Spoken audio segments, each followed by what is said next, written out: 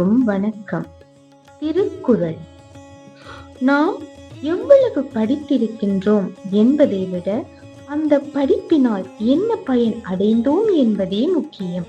இதைத்தான் திருவள்ளுவர் தனது 2வது குறளில் அழகாக கேட்கிறார். இயற்றியவர் தெய்வப்புலவர் திருவள்ளுவர். பால் அறத்துப்பால். அதிகாரம் கடவுள் வாழ்த்து. குறள் எண் 2. கற்றதனால் ஆய பயனென்கொல் வாளறிவன் நற்றால் தொழார் எனின்.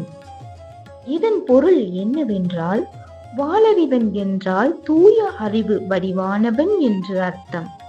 ஒருவர் எவ்வளவு பெரிய பட்டங்களை பெற்றிருந்தாலும், உலகத்து நூல்கள் அனைத்தையும் கற்றிருந்தாலும், தூய அறிவின் வடிவமாக விளங்கும் இறைவனின் திருவடிகளை அவர் வணங்கவில்லை என்றால் அவர் கற்ற கல்வியினால் எந்த பயனும் இல்லை.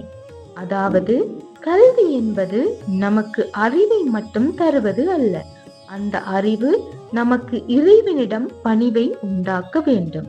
பணிவு இல்லாத கல்வி பயனற்றது என்பதை வள்ளுவர் இக்குறளில் ஆணித்தரமாக சொல்கிறார்.